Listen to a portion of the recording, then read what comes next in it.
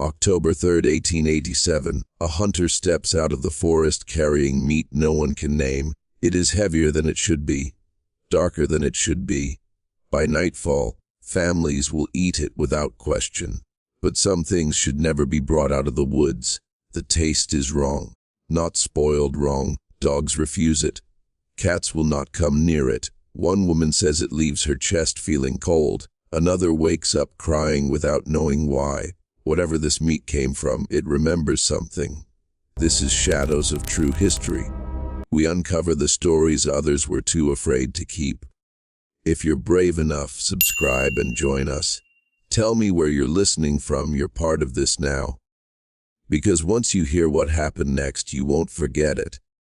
To understand why no one asked questions at first, you have to understand the time. In 1887, small towns depended on the forest the way people today depend on stores. The woods fed them, warmed them, and sometimes scared them. But no one challenged them. Briar Hollow was the kind of place where everyone knew your face, but not your secrets. Wooden homes sat close together, their walls thin, their floors always creaking. At night, oil lamps glowed softly in windows, and the smell of smoke, iron, and raw meat hung in the air. Winter was coming. Hunger was a real fear, not an idea. There were no health inspectors, no warning labels, no laws about what could or could not be sold as meat. If a hunter walked into town with fresh cuts, people trusted him. They had to.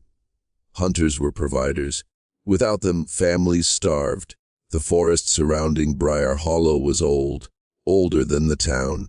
Some trees were said to have been standing before the first maps were drawn. People believed strange things lived deep inside it. But those were just stories told to children, or so they said. In a place like this, survival mattered more than questions, and that silence is what made the next events possible. The hunter's name was Edwin Hale, and on the surface there was nothing frightening about him at all. He was in his early 40s, broad-shouldered, slow-spoken, and known for keeping his word.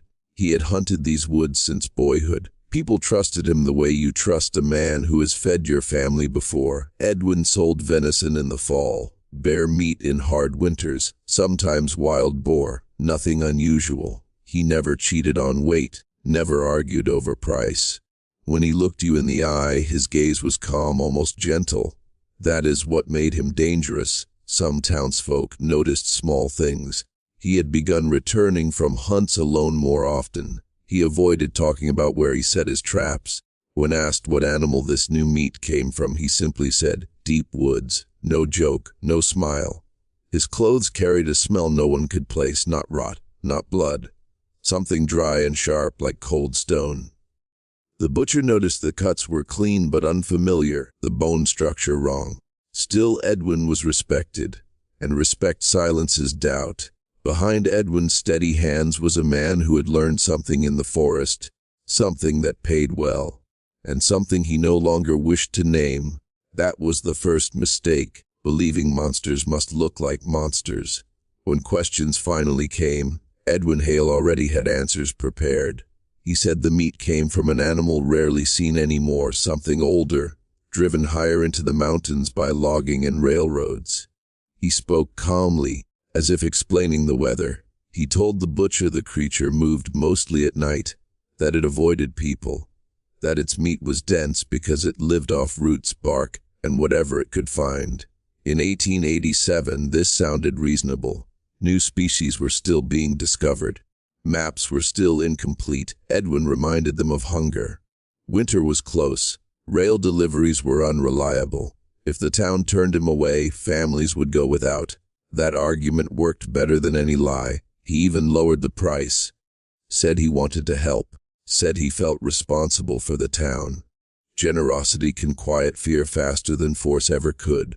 The butcher noticed the meat did not spoil the way it should. It dried instead, darkening without rotting. Edwin explained this too. High iron content, he said. Mountain animals are different. People wanted to believe him. Belief was easier than fear. Easier than imagining the woods still held something unnamed. And so the story settled. Not because it made sense, but because no one wanted to test it. What made Edwin Hale successful was not just what he hunted, it was how quietly he moved it. He never brought full carcasses into town, only trimmed cuts wrapped clean. Anonymous, outside Briar Hollow, hidden beyond a bend in the creek, Edwin had built a rough shed from fallen timber. From the road it looked abandoned. Inside it was carefully arranged, hooks driven into beams. A stone table worn smooth, shallow grooves carved to guide blood away from the floor. Neighbors assumed it was for deer processing. Hunters often worked alone. No one asked to see inside. Edwin traveled at night. He used old game trails, not roads. He learned when the moon was low and when dogs were quiet. He salted and smoked the meat himself, controlling every step so no one else handled it long enough to notice what was wrong. The butcher only saw the final result. Dark cuts already portioned, bones removed, questions eliminated. This system kept the truth hidden. No witnesses, no shared labor, no conversations that might slip. Edwin understood something most criminals learn too late: secrecy works best when no one else is needed. But even the best systems leave marks. Strange bones were found downstream months later. Too thin, too curved. Children said they looked like fingers. Adults told them to stop imagining things. Infrastructure creates distance. Distance creates denial. And denial is where horrors learn to survive. When townsfolk noticed strange things, the answers were always simple. Dogs refusing the meat. They're just picky today, the butcher said. Odd taste or metallic tang. Mountain animals have strong blood, Edwin explained. Discoloration in the cuts. Smoked longer than usual, he claimed. Authorities were called only once. A local constable stopped by to inspect Edwin's deliveries. He found everything in order, taxes paid, permits unnecessary, no signs of disease. He wrote a brief note and left. No questions, no follow-up. That was enough to reassure most people. Even neighbors who glimpsed Edwin's night trips were told to ignore it. He's just taking care of his business, someone murmured. Don't pry. The oddities piled up quietly. A child whispered about strange smells from the shed. A woman said she woke coughing after preparing the meat. A few people tried to refuse it at the table, but others scolded them. You'll waste food. Each explanation was believable, logical, soothing. None touched the truth. And so, the horror continued silently, not because people were stupid, but because fear wears better when hidden beneath a layer of normality. Sometimes the simplest lies are the most effective. And in Briar Hollow, that simplicity would be deadly. No secret survives long without someone willing to look the other way. In Briar Hollow, that person was Thomas Carver, the town's butcher. A man of habit, practical and polite, he saw only the utility in Edwin's deliveries. Meat for families, profit for himself, no questions asked. Thomas never pried into the forest, never asked about bones or strange cuts. He chopped, weighed, and sold what Edwin brought. Every time he did, he reinforced the illusion of normalcy. Some nights when he smelled the dark tang of the meat, he paused. But he always shrugged, telling himself it was just his imagination. After all, Edwin was careful, clean, trusted. Their partnership ran quietly, almost symbiotic. Edwin needed someone to move the product without raising suspicion. Thomas needed meat for the town without a fuss. Convenience was more powerful than conscience. The townspeople trusted Thomas implicitly. If he sold it, it must be safe. And in that trust, Edwin found his greatest ally. The truth hidden behind smoke, knives, and silence depended on one small thing: complicity.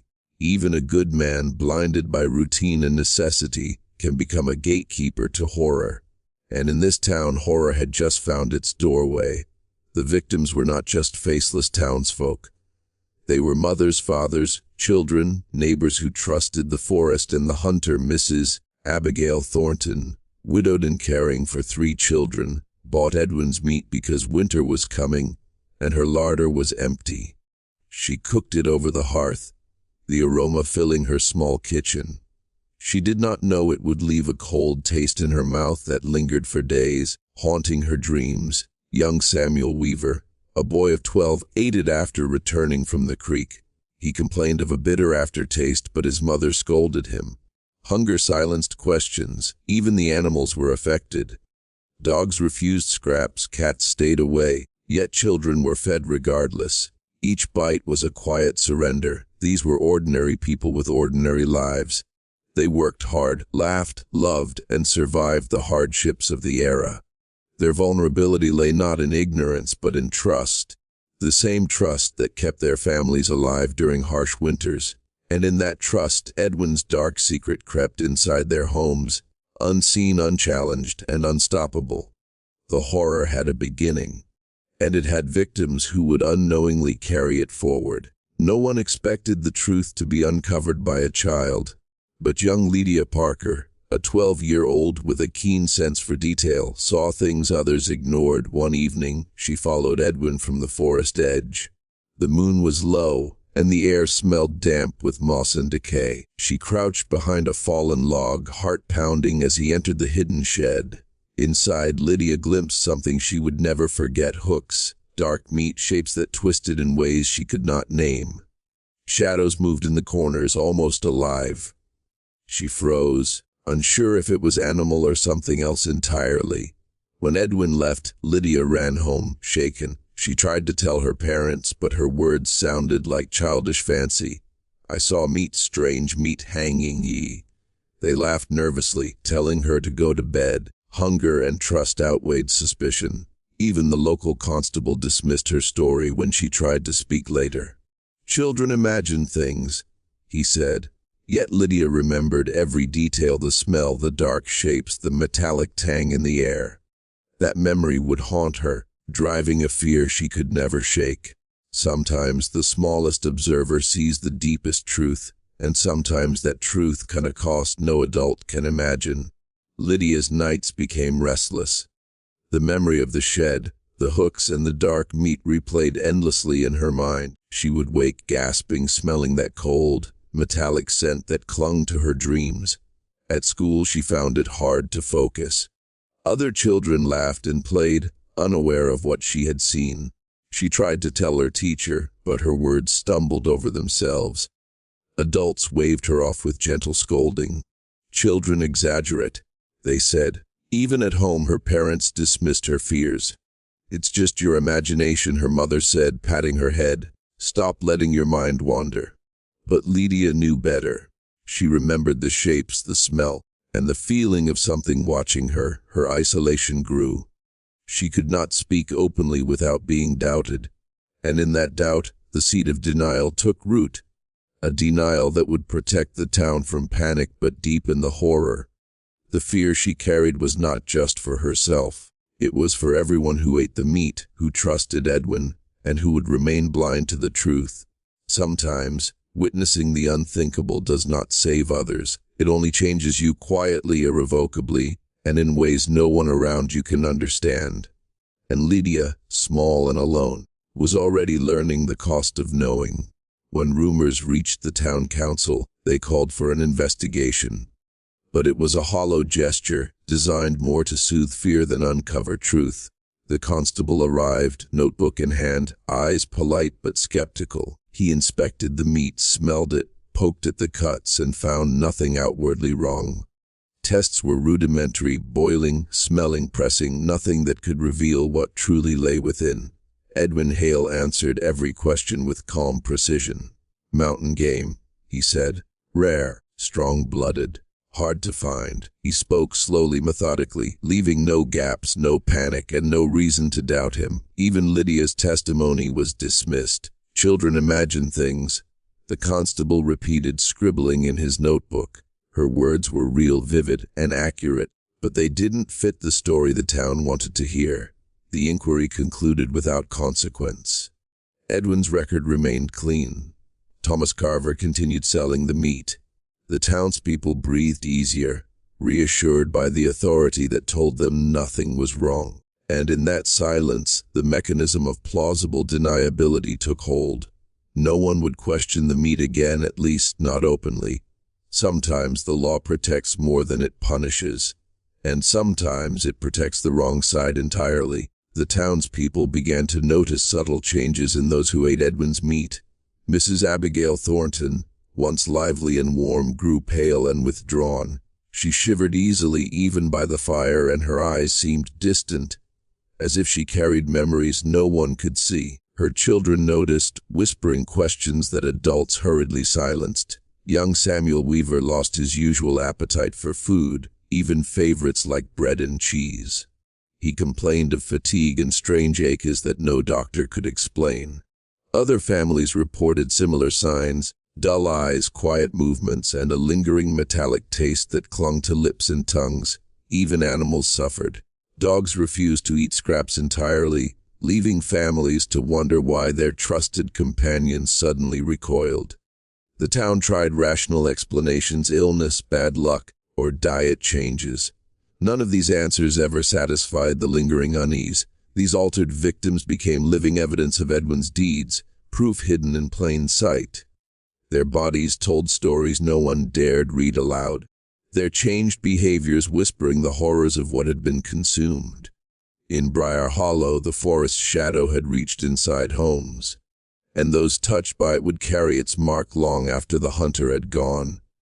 Edwin Hale was not careless. What terrified those who later pieced the story together was the precision of his method.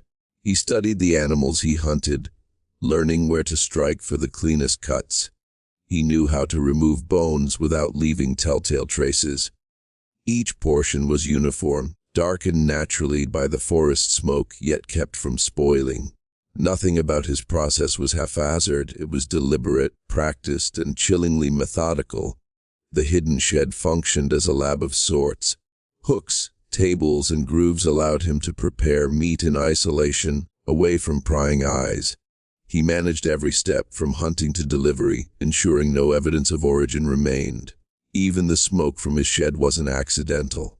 It masked odors, preserved the flesh, and created a veneer of safety. Every detail, from the size of the cuts to the smell that reached the town, was engineered to deceive. Later investigations would reveal patterns: bones missing specific parts, cuts that didn't match any known animal, and methods that suggested someone had studied the anatomy of creatures no one alive had ever documented. It was not just crime, it was a craft. And in that craft lay a horror so calculated that it blurred the line between natural and unnatural. In the midst of silence and fear, one person refused to look away. Lydia Parker, now older and braver than her years, had grown determined. The visions of Hook's dark meat and the cold metallic tang haunted her. She knew the town ignored the truth, but she could not. Not when she had seen what others dismissed. She was small, often underestimated, but fierce. Her curiosity was matched only by a growing sense of responsibility. Families were unknowingly consuming something unnatural, and if no one acted, the consequences could be worse than anyone imagined. Friends and neighbors warned her to let it go. "It's better not to know," they said. "Stay safe." But Lydia had learned that ignorance sometimes shields the guilty, not the innocent. What set her apart was her method. She observed quietly, asked careful questions, and recorded small details others overlooked. Every strange smell, every animal that refused to eat, every pale face, she cataloged them. She was flawed, yes, impulsive at times, stubborn to the point of risk, but that stubbornness was exactly what made her a threat to Edwin's carefully constructed world. And so the hunter who had relied on secrecy now faced a relentless pursuer. Lydia knew she could not expose Edwin Hale from the outside. The town trusted him too much, and anyone asking questions was met with polite dismissal. She needed access. She needed to see the process herself. With careful planning, she approached Thomas Carver, the butcher. She offered to help in the shop, claiming curiosity about meat preparation. Thomas, unaware of her suspicions, welcomed the extra hands. It was the perfect cover. Inside the butcher shop, Lydia observed patterns she had only glimpsed before. Cuts were uniform, strange in shape, and always darkened in a way that natural smoking shouldn't explain. Bones were missing, pieces no ordinary animal would lack. She noted the smells: metallic, earthy, almost alive. She asked casual questions, watching Edwin's responses. Every answer was calm, controlled, rehearsed. Yet subtle tells appeared, a hesitation, a flicker in his eyes, a hand brushing bone fragments in a way meant to avoid notice. Lydia's journal grew. Every observation, every tiny inconsistency became proof. Slowly she mapped the hunter's methodology, connecting meat to shed, shed to forest, forest to something unnamed. With every careful step, she moved closer to uncovering the truth the town refused to see, the truth Edwin thought would remain buried forever. Now, I want you to picture this.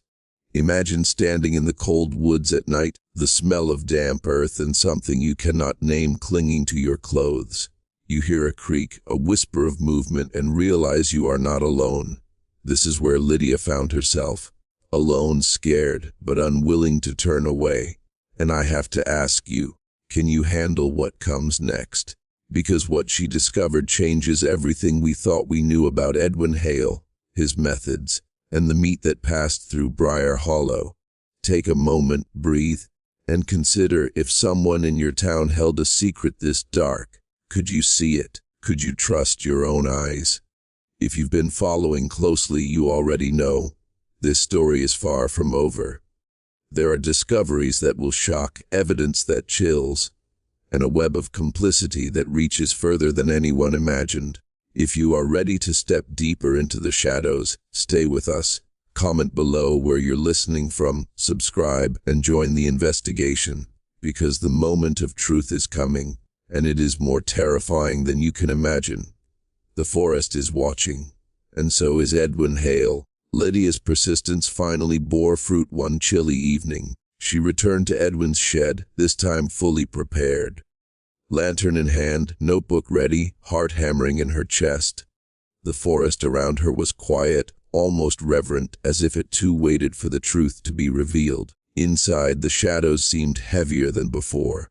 Hooks lined the walls, and the air carried that familiar metallic tang that never left her memories. But now she noticed details she hadn't before: scraps of bone too thin, cuts too precise, and a texture in the meat that no ordinary animal could produce. On the stone table lay the latest batch, carefully wrapped and labeled, yet still unmistakable. Lydia lifted a piece with trembling fingers. The weight, the darkness, the smell, everything confirmed her worst fears. This was not deer, bear, or boar. It was something else entirely. She photographed the evidence, sketched the peculiar anatomy of the bones, and recorded her observations with meticulous care. Each note brought clarity and terror. The patterns, the precision, the secrecy, all pointed to one undeniable truth: Edwin's meat came from a creature no one had seen before, and its origin was deliberately hidden. Finally, the proof existed, unquestionable, and with it, the calm of Briar Hollow shattered forever. Lydia barely had time to gather her notes when she heard the heavy creak of the shed door. Edwin Hale returned earlier than expected. The lantern in his hand cast long, twisted shadows on the walls, illuminating the hooks in the dark meat. Panic surged. She tucked the sketches into her coat and slipped toward the back exit. Her heart pounded in rhythm with her rapid footsteps. The forest outside seemed alive, branches clawing at her sleeves, roots threatening to trip her with every step. Edwin's voice called out, calm but dangerous. "I know someone's been here." His footsteps followed, relentless. Lydia darted between trees, using every shortcut she had memorized during her previous night excursions. The moonlight barely guided her through the underbrush, shadows shifting like living things. Behind her, the sound of pursuit grew closer. She risked looking back. Edwin was fast, trained, relentless, but she remembered the secret paths and hidden creeks only she knew. Each step forward was a gamble. One misstep could end it all. Finally, breathless and scratched, she reached the edge of the forest. Her coat torn, lantern dimmed. She looked back once. The hunter remained in the shadows, watching. She had escaped for now. But the danger was far from over. Lydia stumbled into the nearest village at dawn, mud-soaked and trembling. Her coat was torn and her hands bore scratches from the forest chase. She immediately sought out the local constable, desperate to share what she had seen. But the reception was not what she expected. Officials listened, politely nodded, and took notes, but their eyes betrayed skepticism. "Child's imagination," one said softly, glancing at the others. "You've had a fright, that's all." Even her detailed sketches and photographs were dismissed. The precision of Edwin Hale's methods, the darkened meat, the unusual bone structures, none of it fit their understanding. They saw patterns, but they refused to see the truth. Word of her claims spread slowly, and whispers began among townsfolk. Some were afraid to believe her, others dismissed her outright. Friends and neighbors turned cautious, avoiding the topic entirely. For a moment Lydia felt hopeless. Civilization, which she expected would validate her fears, instead rejected them. But deep down, she knew one thing: evidence could not lie. And though disbelief slowed her, it could not stop her. The story was far from over, and the shadow of Edwin Hale still stretched across Briar Hollow. Months later, Lydia finally persuaded the authorities to act. A small team followed her into the forest, armed with lanterns and curiosity, unaware of what truly awaited them. The shed looked ordinary from the outside, just as Edwin intended. But inside, the chamber revealed horrors beyond imagination. Hooks lined the walls, still bearing traces of dark meat. Stone tables were streaked, grooves still carrying the faint scent of iron. Crates held portions meticulously wrapped, each labeled in Edwin's precise handwriting. Bones littered the floor, too thin, too twisted, and shaped in ways no known animal could account for. The air was heavy, metallic, and sweet in a way that made throats dry. Even the team, hardened men and women, paused, speechless. Every item testified to Edwin's secret years of practice, careful planning, and a chilling disregard for life or law. This was no accident, no minor deception. It was a calculated enterprise, hiding something unnatural from the world. The Chamber of Horrors confirmed everything Lydia had feared. What the town had trusted, what they had eaten without question, was something else entirely. And in that moment, the forest's quiet shadow finally revealed its true face. Edwin Hale was arrested quietly, but the mask he had worn for decades could not be removed easily. To the town, he had been a provider, a steady presence in Briar Hollow, calm, reliable, trustworthy. Inside the shed, however, the truth was undeniable. Every careful cut, every hidden hook, every precise movement revealed the mind behind the horror. Edwin was methodical, patient, and terrifyingly clever. He understood fear, silence, and trust, and he exploited all three. Thomas Carver, the butcher, faced scrutiny as well. His complicity had allowed the nightmare to continue. Though he had not created the horror, his silence and participation enabled it. People who had trusted him now felt betrayal ripple through the town. As investigators documented evidence, the layers of deceit peeled away. Edwin's calm demeanor in town had been a deliberate performance. The shadows he cast were not just in the forest, they were in homes, in trust, in every plate of meat served. The unmasking was brutal, not just for the men involved, but for a town forced to reckon with how easily appearances could deceive. And for Lydia, it confirmed what she had always known: horror often hides behind the familiar, waiting for the brave to see it. As the investigation widened, it became clear Edwin Hale's operation was more than a local anomaly. Letters and records hidden in the shed revealed connections beyond Briar Hollow, other towns, other forests, other markets where his unusual meat had quietly circulated. Traders in nearby counties had received shipments labeled as rare game. Few questioned the origin. Some had even tasted it and noted its unusual flavor. But hunger and trust silenced curiosity. The trail hinted at similar practices in other states, suggesting a network of hunters and butchers who exploited the same blind spots in law and human desire. Lydia and the investigators traced correspondence between Edwin and unknown buyers. Payments were discreet, shipments unmarked, and methods meticulously repeated. It was an operation built on fear, secrecy, and human reliance on trust. The scope shocked the town. What they had assumed was an isolated act of deception turned out to be part of a much larger pattern. Briar Hollow was only the beginning, and the true reach of Edwin's enterprise might never be fully known. The forest had fed the town, but it had also spread something darker, a shadow that stretched far beyond what anyone had imagined. And the question lingered: how many others had unknowingly become part of this quiet, horrifying network? Even after Edwin's arrest and the evidence uncovered, Briar Hollow did not speak openly about what had happened. Fear, shame, and disbelief wove a quiet conspiracy of silence. Families who had eaten the meat hesitated to discuss it. Neighbors avoided the subject. The town had trusted Edwin and Thomas Carver for decades. Admitting the truth meant facing betrayal, guilt, and complicity. Many preferred ignorance, choosing comfort over confrontation. Rumors persisted, whispered only behind closed doors, leaving history to record the story in fragments. Local newspapers mentioned the arrest briefly but quickly moved on. The oddities of the meat were described as unusual game mishandled by a hunter, nothing more.